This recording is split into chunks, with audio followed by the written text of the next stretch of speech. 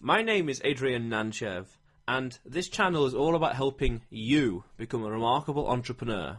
So that's why I started this podcast, to bring you people from around the world, whether entrepreneurs or not, to talk with you and share with you their experience, their journey, who they are, their story, what they're all about, and things like that. So today I have with me Anthony, I've been practicing this, Rigogliosi. Yeah? Dude, that's perfect. Yeah. Perfect. From New York City. Wow. So, Anthony, welcome to the show. And what we normally do is we have what I call a carry-on question, which is the question that the previous guest gets to ask you. So it really is spontaneous. So, what is the biggest barrier to your next level, and what are you doing now to break it? It's a very good question. I love these, man. Okay. You're gonna have to stop and let me think for a second. That's all right. So, yeah, I mean, the biggest barrier is probably saying not giving up. You know, when I started my company and just my entrepreneurship journey, if you want to call it that, there's been some good moments where I've gotten a large client, but there's been moments, man, where I've lost big clients, and it's hard to keep going sometimes when you have those downfalls. I think that's the hardest thing, especially when you're only doing it for a year or so. You have to think long term. I think that's the biggest thing, is think big picture, for sure. Yeah, I think long term is the only game worth playing. I think short term comes and goes. You know, a year goes by, a decade goes by. Oh, where'd that disappear to? You know, forget next quarter. I'm always about thinking, how can I make tomorrow slightly easier, slightly more productive, slightly more profitable, things like that. Yeah, I agree. So you mentioned your business then. So what is it you do, and what you're up to now, and why? So what I do is called podcast production. So what I do is I take audio files that are sent to me. You know, we have an interview right now, and someone like you would send me the audio file, and I would be able to edit it, publish it, manage it, and upload it to iTunes or share it on social media. It's funny because how I got into it is not necessarily one of those things where you're like, yes, I really want to do this. This is my absolute passion. I stumbled on it because I went broke. And I was doing some traveling for about a year, and I kind of spent all my savings after quitting my job in New York. And when I ran out of money, the only job I could find at the time was an internship from a guy named Johnny FD, and he runs an online entrepreneurship blog. And basically, I was hired to edit his podcast. And he also trained me basically on how to do what I'm doing now. And then I just kind of did more research on my own time, but that was the basic framework. And it wasn't until people started asking me tons of questions about this, and I think a lot of people think that way too. They don't realize how much they actually know about what they know. And when everyone started asking me questions about podcasting, I was like, oh my gosh, people offer me like $5, $10, $20 for my time. And then I thought, wow, this could be a great business model. And from there, I kind of grew into the company where I have today. So it started as kind of necessity and turned into an opportunity. That, I think, is a very interesting story. Tell me about the job you had in New York City and going broke. What was the journey and the story behind that? Yeah, so what I did was I went to school for business management, and it took me like 8 years to get a 2-year degree. So I was like in and out of school, and at the time I was working for a company called Best Buy, retail company for those that don't know it. And basically I worked my way up to management. So I was like a supervisor, operations manager, things like, all these different, positions. And I got to a point where I turned 25 and I just didn't like where I was. I didn't like my job. I didn't like the relationships I had. Some friendships I didn't like, and I just wasn't really happy with where I was. So what I did was I wound up quitting my job, but right before that, I took a step down. So I took a huge, huge pay cut. And what I did, I actually wound up living in my car for like 6 months, man. It's crazy, in the Best Buy parking lot. And I did that to save some money so I don't have to pay for, room or anything like that. And at the time, when I was 18, when I started working at Best Buy, I pulled my 401k out, which had like 10 grand. And so, I didn't really love the job. I think what I love most is probably the people and the interaction is what I really enjoy. But sometimes when you get too, not politically correct, but too corporate or too structured, it gets to be like you want to break free. You know what I mean? Yeah, I know what you mean. In fact, I was just watching an article on Bloomberg about Ray Dalio, the hedge fund manager, and he's got his new book coming out. and he's talking about this new principle he talks about, which is believability weighed decision making, and how his business is totally meritocracy. And it's like, and I'm talking to someone I know, another business partner I know in a blue chip company, and asking him, how does your company apply these kind of principles? Because not to be too bureaucratic, because I know too bureaucratic stifles innovation and creativity. Not really what you want. So you lived in the car, but what happened afterwards? How did you go broke, and how did that, from traveling? How did that happen? So I had the 401k pulled, and I basically I had a friend I saw on YouTube that was doing some like cycling and traveling, and he was in a country called Thailand. And I also read a book called The 4 Hour Work Week, and on the back of it kind of talked about some I don't know if this is like vacation or retirement places where you could retire for low cost of living. And when I was living in my car, I kind of learned some valuable lessons in life, and it was really to live affordably, to live life with a simplicity, and learn how to pay for your everyday needs at a very low cost. So, how I ended up to leave completely, I just wasn't happy, and I wanted to switch it up, and I wanted to keep that simplicity living. And so I took a flight to Thailand, and I traveled for 8 months. I finished school. I was actually still going to school at the time. So I traveled around for about 6 months. Then I wound up cycle touring. I did some cycle touring in Cambodia and Laos. And then I got to Vietnam. And honestly, that was only like a year. So I went through like 10 grand in a year. And I was in Hanoi, Vietnam, and I had $300 in my pocket. And then my friend Brent, I messaged him. I was like, yo, dude, I'm broke. What do I do? And I've been broke before, so I wasn't totally freaking out. But, when you're in a different country and you're broke, it's like, your heart starts pounding a little bit. And he wound up messaging me about this guy, Johnny FD, who was hiring for an internship. And then that's when I spent basically my last $200 to a city called Chiang Mai in Thailand to interview for this internship, And so I went broke basically just traveling, and I lived with a Cambodian family. I cycled like 13 hours in one day one time, like just, a lot of personal and physical and mental rehabilitation that I went through after leaving that managerial clock in, clock out data life. So a lot of mental shifts and a lot of positive attitude growth that went through that year, big time. That is insane. That is insane. It's that big difference as well. But I'm just very curious. What if Johnny had said no? Oh my gosh. I actually think about that all the time, man, because at the time I wound up doing this like online teaching for like English students. It's an app called Nice Talk, and I did it like for an hour, and I was like, oh my God, I don't know what to do. And I didn't like it because people like on the app would just talk to me about my degree or what car I used to drive. If he said no, I wouldn't even know, because I didn't even have enough money to go home at that point. But I was thinking to ask my parents. If they're listening, they're going to be like, yeah, I was going to just ask them and say, hey, can you wire me some money so I could come back home? I didn't know what else to do, to be honest, because I knew nothing about earning money online. I had a YouTube channel, but I only made like $50. So I was like, this is not real, So I think I just would have went back home to New York, man. Packed it up. Yeah, and Chiang Mai and Thailand and 4 Hour Work Week.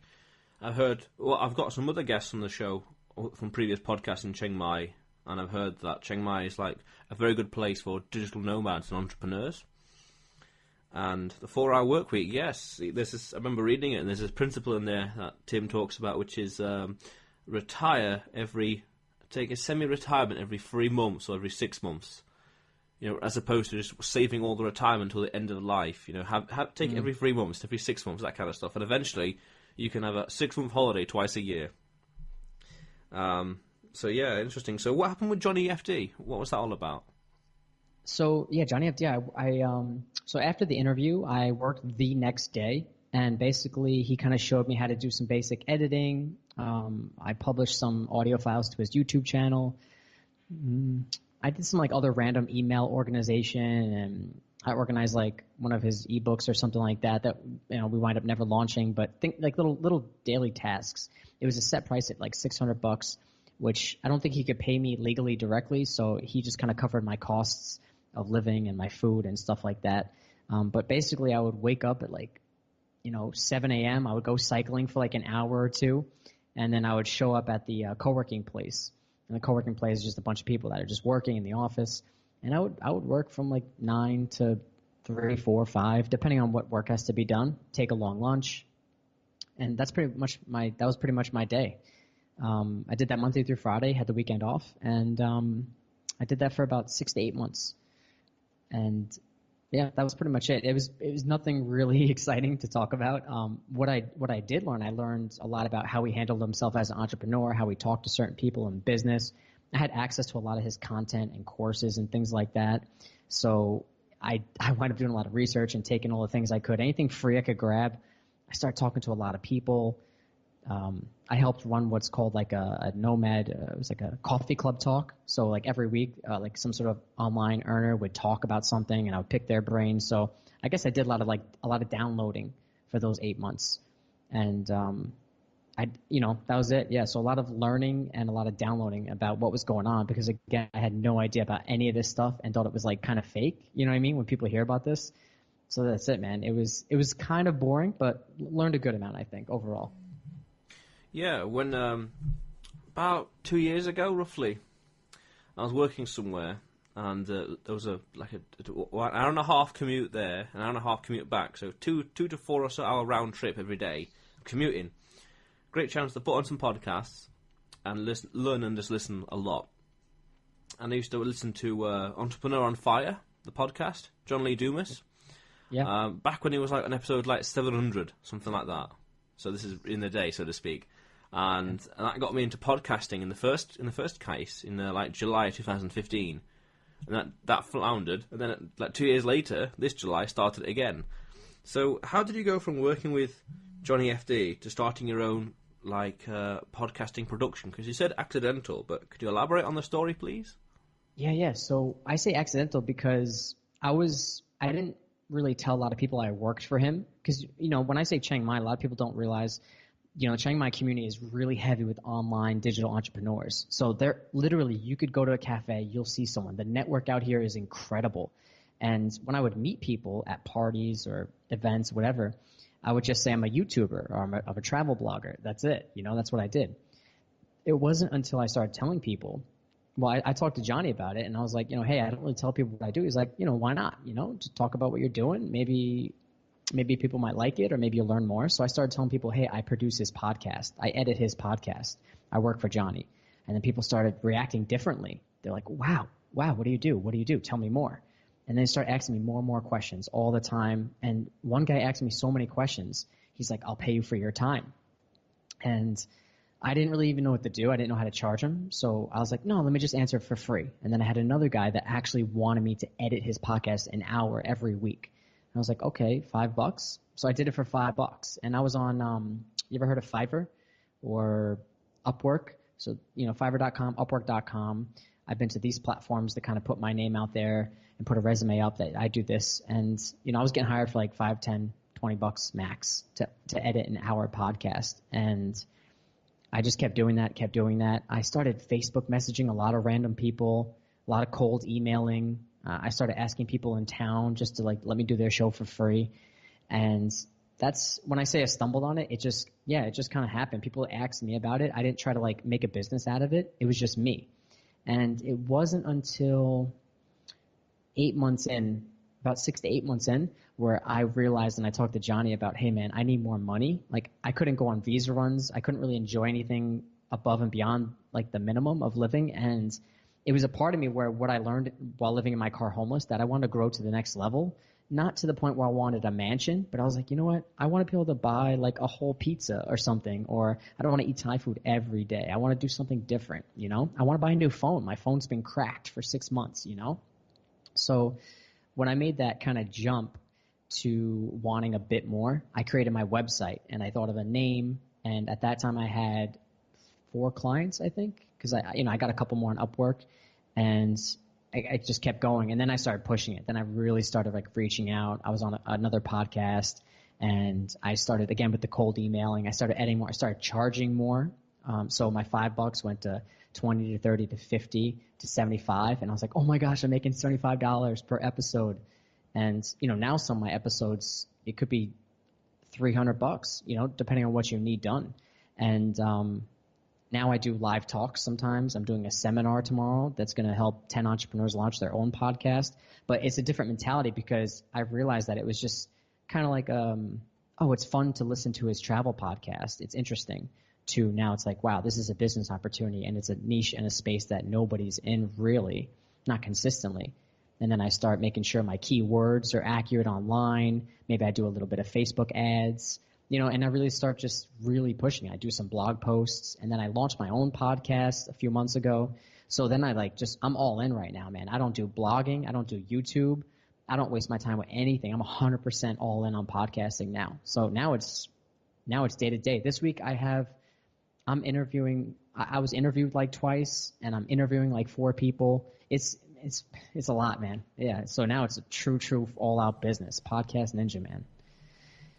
Yeah. You said that in the niche, not many people are doing it. Can you elaborate on that, please? It's quite new, or not many people? So I think so what I always tell people, in the podcast space, there's a lot less competition when you compare it to a blog or a YouTube. So let me give you an example. For every one podcast that's launched online, there's 100,000 blogs and there's 10,000 YouTube videos. So you could see the dynamic of, wow, okay, so there's not a lot of podcasts. So you might think, okay, nobody's listening. But when I have an interview with a guy in a couple of days that gets 2 million downloads per month. So there is listenership, but it's super niche. And what I mean is a lot of people have podcasts or shows that are super broad, and I'm really big on just diving really deep. What I mean by my niche as a podcast producer, not a lot of people are podcast producers, or there are a lot of podcast producers, but there's just so many other podcasters that need to have a podcast produced. And I think that what I'm trying to say is it's a big market. There's a big market and there's a lot of opportunity. There's not a lot of podcast producers doing what I'm doing that are showing face and doing seminars and coaching, and they're really in the community. So I think there is a huge market. If someone wanted to do exactly what I'm doing and copycatting, I'd have no problem, because I think there's plenty of, quote unquote clients or customers to go around. That's what I mean. Yeah, interesting you should say that. In late July, I was thinking about starting a podcast again. I was thinking about it. And then I hear that by not having a podcast, you're leaving opportunity and discovery and awareness on the table. And it's like, that's it, we're starting one. That was like a Monday. And then by Wednesday, we had episode 1 uploaded and recorded. And it's like, that's great. The big mistake I was doing like 4 podcasts a day, 4-hour interviews. And it's like, this is unsustainable. So I'm trying to scale it down, reconfigure a little bit, and then go back into it and not relaunch again. And yeah, with regards to conferences and all the rest, seminars, I had the idea recently.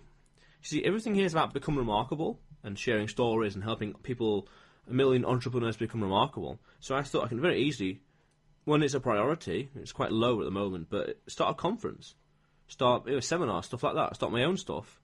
Write another book, taking all the ideas and encapsulate everything and share that with the world, and a few other stuff like that. And one interesting thing I've discovered that I did not anticipate that I would experience by having a podcast is all the people I'm talking to. I'm learning a lot of cool stuff, a lot of interesting principles, a lot of meeting people all over the world. And I always say it's not what you know, it's not who you know, it's who knows you. So the more people that know you in the world, here and there, and then, what's it called? What's that phrase now? 4 degrees separation, 6 degrees separation. If you do stuff like that all over the world, it gets smaller and smaller. Soon it's like 1 degree separation. So it's like, let's get started. Also, tell me about you're in Chiang Mai now, or are you in New York City? Yeah, I'm in Chiang Mai now. Yeah. Ah, okay. Okay. So, what's your thoughts on Chiang Mai then, for entrepreneurs? For entrepreneurs, I think it's incredible because so many people are dying to share information and absorb information. It's crazy, especially if you're starting out. You could really connect with people like you wouldn't believe. I don't know as far as people that I don't know anyone who really doesn't want to connect with anyone and learn something, unless maybe they're making like six figures and maybe they have no time, they're passing by. But it's great if you want to say, you know what, I want to reduce my costs. I want to be able to eat some good Thai local food. Maybe there's Westerner food. is nice. The people are so nice. Southeast Asia in specifically is just so beautiful, so calm. Cause when I brought up before, my story was I didn't come here to be an entrepreneur. I came here to eat affordable food, fruits and vegetables, and I came here to be a part of nature. There's beautiful mountains up here. I ride my bike everywhere, and really nice people. So that's why I originally came here. And on top of all that, you have this big hub of entrepreneurs that are just like eager and hustle. They're like this hustle mentality, and they're so eager to grow. And no matter what space you're in, podcast, Amazon FBA, affiliate blogging, travel blogging, YouTube, like you will find people that are doing what you're doing online, and you could network with these people. When I first came out here, I started a mastermind group, and we all kind of helped each other grow and earn a little bit of money here and there, and gave tips and tricks, and everyone helps each other. So, you have to be willing to give value and get value. You can't just suck it all in. I think, if you're not engaging, then you're not going to get too far. But if you're willing to be vulnerable, to put yourself out there and share what you know and absorb what you don't, I think you could get a ton of value. And when I first started this journey, I kind of thought most of it was a scam, because people say, like, oh, I earn money online. You think these YouTube ads, like, have you ever seen like a YouTube ad that there's this dude floating in a boat and he's like, I just made $100,000 and I'm sitting in a boat. And you're like, okay, this looks like cheesy and fake, but like there are people that are doing similar things to that, but they're putting in a lot of work. So I think my overall point is, man, the networking is so huge. And whether you're doing a podcast yourself, you could still grow a big network, which is the same. And at the end of the day, networking is a big cake, a big piece of the pie that I think everyone needs in order to grow and scale their business, for sure. Yeah, that kind of image people conjure up with passive income. They're on the beach in the sun with a pina colada. Does look a little cheesy, but that is totally true. It's totally achievable. The real trick behind it is maintaining it, keeping the ball rolling, keeping the plate spinning, maintaining it. That's the real challenge behind it. Sure. And with your podcast, tell me about it. What was it all about? Super niche? In what way, please? So my podcast is called Podcast Ninja. This is podcasting strategy and development. And what we do is we focus on growth and interviewing high-end podcasters that have done it before. And a lot of people don't realize how a podcast can actually help their business, whether it be building authority, whether it be getting in a space that has less competition, your networking. Maybe you want to improve your SEO or your marketing strategy. There's different ways that a podcast can help your brand. And what the Podcast Ninja podcast does is help kind of dissect some of that. So me, myself, I'm more of a producer, right? So I produce, I edit, I do keyword SEO, like a lot of back-end stuff. But what I never knew about is, all right, well, how do I make money? How are people making money? How are these people earning $14,000 a month on Patreon, which is insane to me? And I want to interview these guys because people are asking me these questions, and I see the market has a need for it. And the second I see, I ask a lot of my network, what's the hardest thing about podcasting? And a lot of people say, well, the editing takes a long time. Well, okay, I feel that niche. And then people say, I don't know how to get downloads and how to make money. And then I'm like, okay, well, let me find out, because I don't really know either.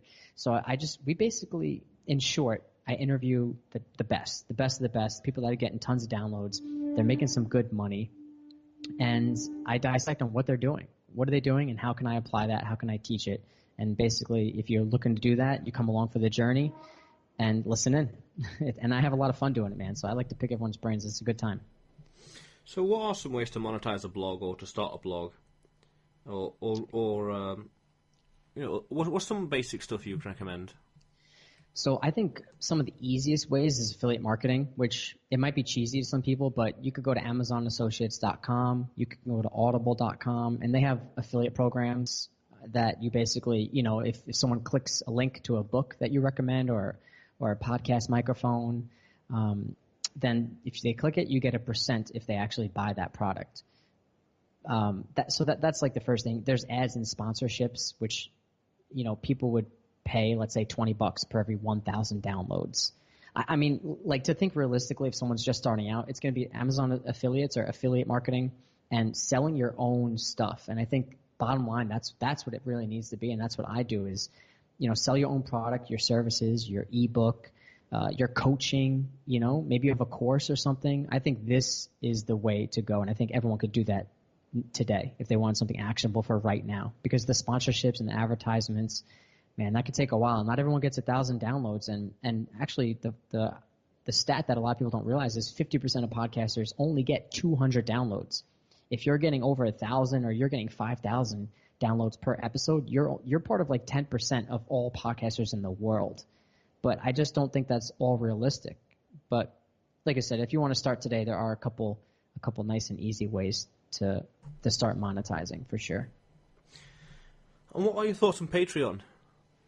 Patreon, I feel a little bit weird because asking for money is something I always had too much pride to do. I'd rather sell a service. But I'm interviewing a guy in a couple days who's making some good money, but he does something different. He asks for, let's say, X, and he actually gives something else. So he'll give like a sneak peek to his writing. He'll give you extra content, bonus content, downloadable videos. So even though it's supposed to be like a free donation site, the smart way, and I'm thinking how he's successful is because he's pushing out content that nobody else. It's like a private subscription model that he's actually giving. So if you treat it like that, I think that's cool. But I think far too many people say that podcasting costs a lot of money. So by you donating will help me pay for this cost. I think that's a little gray area for me. Yeah, that's what I felt as well about it. That's what I feel, because it's like, especially if you're trying to have a persona of like success or persona of doing cool stuff and asking for it, or if it feels like a political like podcast or something, or charity or religious, then yeah, it's not the same. But I feel that when you're talking about success or talking about business or marketing, and you've got a Patreon, it doesn't quite match the message or the sensation of anything really. That kind of, it doesn't feel right. It's a mismatch. So you said that some people start podcasts for different reasons. I started this podcast for authority. Is Who Knows Me, and also for the halo effect. I interview 100 people. Some good connections there, and people that reputation impacts me positively. I call it the Oprah Winfrey effect, where Oprah Winfrey, what's she famous for? She's famous because she interviews famous people, and it's success begets success. She interviews small people here and there, and it grows and grows and grows and grows, and suddenly everyone knows about her, so maximum like saturation. But then at that point, then it's like, oh, let's interview Tom Cruise, and then let's interview Tom Hanks, and who else can we interview? The top names, and then it reaches a point where it's compound, and it's like everyone knows about them. So that's the reason why I started the podcast. What do you think? Why do you think some people start podcasts? Yeah, I think authority is huge, and that's why I started my podcast, and to learn. I think too many people start it as a hobby, and it always stays a hobby. So if you like comic books or you like video games, if you like traveling, you just kind of do it because it's fun, which is great, right? You want to have fun in what you're doing, but I think far too many people don't think of it as a business model ever. I remember when I was writing my cycle blog, and I was so afraid to have a pop-up to collect an email. And there was this part of me that I was like, I feel weird. I don't want to sell them something. I could do this for free. But, as I've been broke many times, you can't do it for free. And if you're going to give value, people will pay you for the value that you create. So I think if you look at it from a business standpoint, authority is one, and think of it from a networking standpoint. How cool would it be to interview people that you're inspired by, or people that are much better and higher up than you, quote unquote. They know much more. You're going to learn a lot more. It's going to be fun. So when I interview these podcasters, I want to learn more, dude. I'm learning so much. But I think the goal is to do something with that knowledge, share it. Maybe after 100 episodes, I write an ebook, or maybe you do too. And that's a good idea, and that's a good set. So I guess, good. Yeah, I could write my own, so could you as well. Our own tool. No, well, I mean, we could write our own version of Tools of Titans. Okay, there you go. I mean, this is how these guys come up. Especially if you don't think you have a skill, but you're curious about something, find out about it. And then you'll realize after 50 episodes, you'll be like, wow. And that's how I started. Again, that's a full circle. You don't realize how much I didn't realize how much I knew about podcasting until people started asking me. I'm like, oh, wow, I actually do know a lot. This is crazy. Because I talked to 100 people, let's say.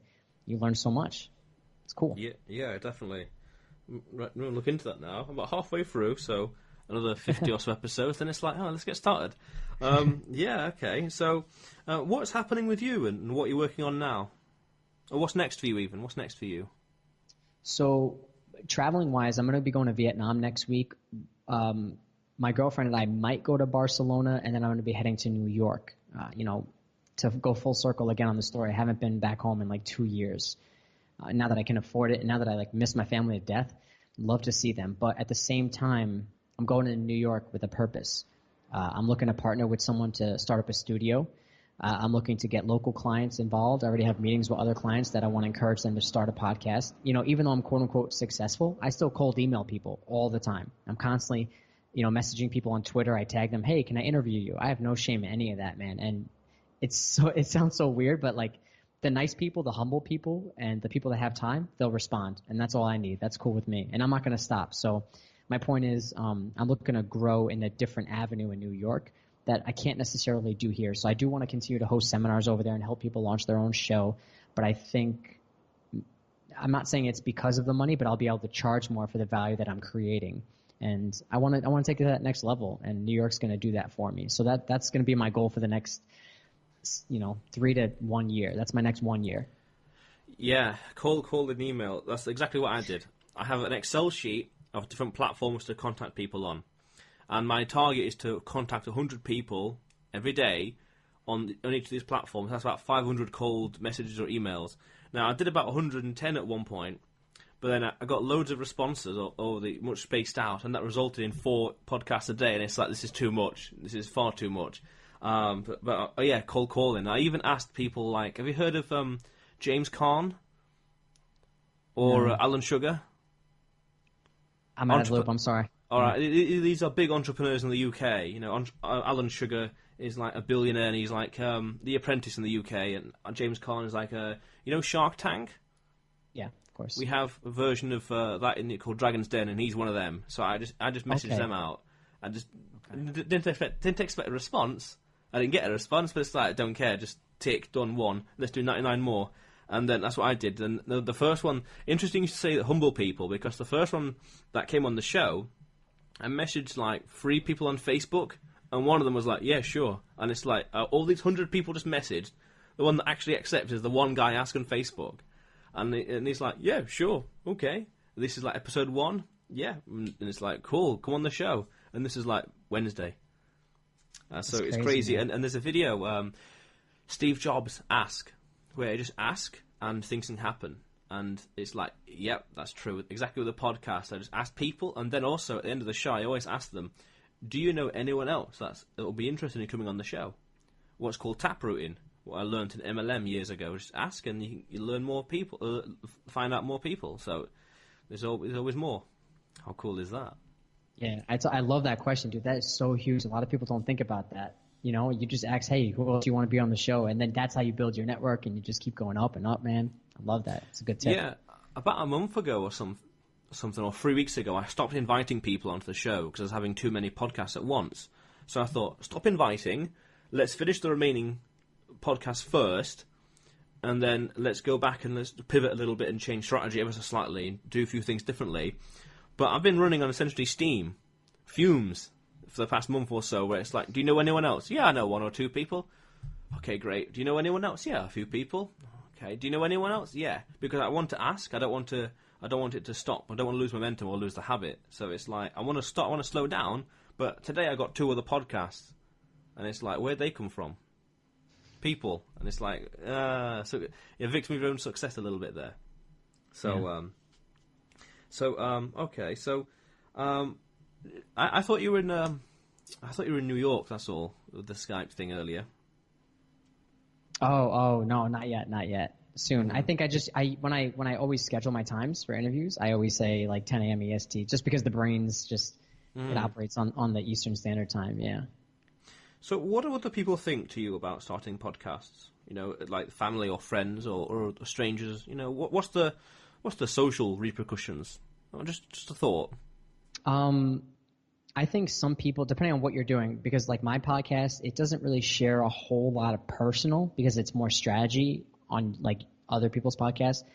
I've had some people, or they're a little bit nervous about sharing personal things about themselves, because when you have like a more casual show like this, maybe one or two things slip out about your personal life. Like maybe someone didn't want to share where they're going to be over the next 2 months, and I just did. So maybe some people are afraid of that. But so I guess if you could look past that, then I think there's no fear. I don't know if that answers the question, but then there's no real fear of doing a podcast. But you can keep it strategy based. It doesn't have to be so personal and share about everything about life, and take your time with it, because a lot of people are like, wow, I don't want to do a podcast every week. Okay, well, do one every other week, for now. Take your time with it. Don't do 20 in 1 month or 50 in 1 month, and then now you don't go a month with zero, without launching. So I think there's that balance. And then sometimes it's intimidating because people have no clue about what a podcast. Sometimes I tell people, I'm like, hey, I'm a podcast producer. They're like, oh, so you and I'm like, well, I'm a radio show guy, I guess, without the radio show, so it's like I have to still kind of break that down. But it's weird explaining people that don't have any idea about podcasts or anything. They have no clue. And the people that are interested, they're like, yo, dude, like I have a meeting in 2 days with someone. We're just going to share a smoothie and we're going to talk podcasting, because they have no clue about it. You know what I mean? So that's why I think it's super niche too, because I'm so surprised about how many questions people have and how common these questions are, And you find it's always the same answer. You're repeating yourself.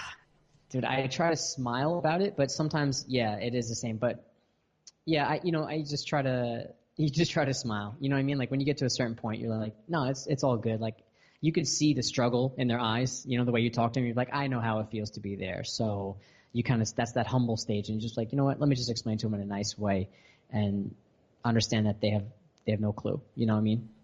But yeah, and the way I see it also, it's supply and demand. This metric you mentioned earlier, one podcast for every 100,000 blogs and one podcast for every 10,000 videos. Those are some nice metrics, in my opinion. You create a podcast, no one else has got one, and it's like, yeah, unique. And it's also why I like writing books as well, because like a university degree or a college degree, everyone's got one of them. But how many people have written a book? And also now, how many people have got a podcast? Inexpensive stuff, even one podcast a week. And it's like authority and who knows what else, SEO, and who knows you, some really cool stuff there. So it's like, I see it supply and demand. Like, how can they get a distinct advantage? That's the way I see it. Yeah, I totally agree.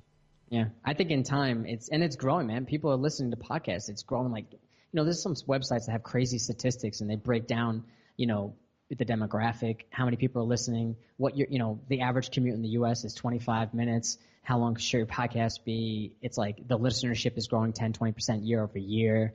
And, yeah, it's still not totally saturated like a YouTube, I think. YouTube is kind of, right? I think YouTube's a bit more saturated. Yeah, and that audio voice, man, it's picking up, man. So it's cool. Yeah, when I was commuting, just put on the podcast, and I've come to realize that on YouTube, for example, people are less forgiving with audio quality, but they're more forgiving on visual. So they're much more stringent with regards to audio quality, because they can do stuff and listen to the video, listen to the podcast. And oversaturated, yeah, I think so. I think so. It's quite early game, which is pretty cool. And speaking of the future, what are your thoughts on things like vlogging to go along with podcasting? I think I don't think it makes total sense for my brand and my podcast brand, but I think I guess it depends on what you're doing. So some people want that personal touch. Now I used to do that. I used to literally vlog on YouTube and kind of, hold up the camera when you're getting food in Cambodia or Thailand or something like that. And it's good. My YouTube channel has like 700,000 views, which is pretty strong. I don't make a lot of money off it, but it's more fun. I think it's harder to make it. I guess the whole point to those statistics, it's harder to make it, harder to be successful in these other platforms. And I think that if you jump early on board on another platform, it'll be good. But I also say, if you have the time, and say you're not making any money, but you have tons of time, why wouldn't you do things that cost you nothing besides time? Right? When I was doing YouTube, I was like, shit, I don't have a job. I took a year off almost of like not working, and I just did YouTube videos. I had all the time in the world. I didn't really care about the reward at the end. So it's different now. I say, you know what, I need to put all my time into podcasting, and that ROI on the YouTube is not specific to my goal. So I guess it really depends. But I think if you're starting out, have fun with it and go from there. But I think it's important to have the YouTube, to maybe have the podcast, to have the blog or the website and the newsletter. You want to be like as legit as possible. You know what I mean? Yeah, I agree. The way I see it is the more platforms, the more content you create, the more people can discover you by, and the more rapport you can build. When I started off doing the YouTube channel properly, I was watching some person talk about their channel, and they said that the videos they uploaded 3 years ago, only now they're starting to get rewarded for it.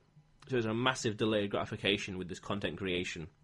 It's massive, like going back to the very beginning, it's all long term. I'll create this, and a year later, 200 episodes or beyond that, or whatever, who knows? And it's like, look at this massive stockpile of knowledge and cool content out there, which is really cool. And because it's like free hosting and stuff like that, and good for SEO, and it's like it's no money down. It's no money down presence. That's pretty cool. Yeah. So as we wrap up this podcast, though, what do you think to the future of podcasting? In say 10 or 5 years from now. I think that's a good question. I mean, this is totally just what I think, obviously, and I'm not really sure where it's going to be. I think there's a big demand for the video. I think the video is going to come back. Weirdly enough, I think both need to be an option, because even now I find myself watching people talk, which is kind of weird, but I think it's maybe like that Facebook or Facebook Live. I think that would be a thing. Because so radio broadcast is going to kind of quote unquote come back, but it's going to be like super on demand. You know what I mean? Still. I don't know. I mean, it's hard to say where it's going to come. I think there's going to be a lot of people coming to the space over the next few years. I think it's going to get oversaturated again. And I think something else is going to come back. Maybe it's just like live feeds. Maybe vlogging will come back where everything's live. Because I think some people produce content now that's maybe I'll be put out of business in 5 years, and people don't want producers. They just want raw, uncut, live. I don't care if you say every time. They just want that. So that's my thought process, and I already have that in my mentality of, okay, how do I overcome that? So we'll see. You mean on places like Stitcher and iTunes will be oversaturated? Yes, because I think it's going to, again, like YouTube, it's harder to be a good YouTuber or how to be a successful blogger. iTunes, Stitcher, Google Play, these are just basically areas to, it's just audio voice. But I think the niche or the topic might be oversaturated. I guess that's what I mean. And it's going to be harder to stand out.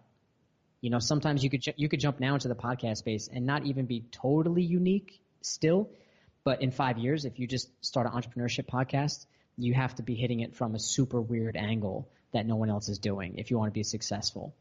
Otherwise you would go in that bucket of the 50% of podcasters today that only get 200 views per podcast. So but again, it depends. This is just, my thoughts. I'm not really sure where it's going to go exactly, but yeah. Yeah, that's one thing I need to, when I stop doing the podcast for a while, I need to get onto iTunes and Stitcher, because I just dive straight in, just acted without much thought. But I know how to get on iTunes and all the rest, but it's just I just got started and I'll figure it out later on. And it's like, yeah, we think we should work on that now. And live, yeah, I can agree with that. And these things like ums and ahs, personally, I think as a speaker, ums and ahs, that's a very basic, very, very basic metric of gauging the performance of a speaker or the talent of it. How many ums and ahs? Really? Well, there's so much things. What about tonality? What about body language? How symmetrical were they? Eye contact. There's so many different things to the point, and the language and the context or the vocabulary. How many ums and ahs? Forget ums and ahs. Barack Obama, he did it quite a lot in his speeches. So these things can be leveraged to leveraged in a professional context. So ums and ahs is very basic. So I won't bother with worrying about that kind of stuff. Plus also, it's more realistic. There's no teleprompter. It's more down to earth, and I think that is very organic, very relatable with the audience. So I like that a lot. So as we wrap up this podcast, then, Anthony, what is your next question for the next guest? What's called the carry-on question. What do you want the next guest to answer as the podcast begins? So think I'd be interested to know how many times somebody failed and what they did to overcome that failure. Because like a lot of times it's, you feel really crappy, or you're not having a good day, or you maybe lost some money, or you started a business and it failed. I want to know exactly how they got over that 100%. And I'd like to know, like, sort of maybe they've read a certain book. For me, it was kind of books to kind of pick me up. Or I used to put like motivational text on my phone every morning. I used to wake up to that, something like that. Like when you're super down and out and you're in like the pits of just terrible feeling in your stomach, I want to know what it was, that trigger to get them out of that hole. That'd be a cool question, I think. And I don't know how you're going to, paraphrase that question, but. Yeah, I'll figure out a way. I'll wing it. I'll figure out a way. So, Anthony, what's the best way for the audience to get in touch with you?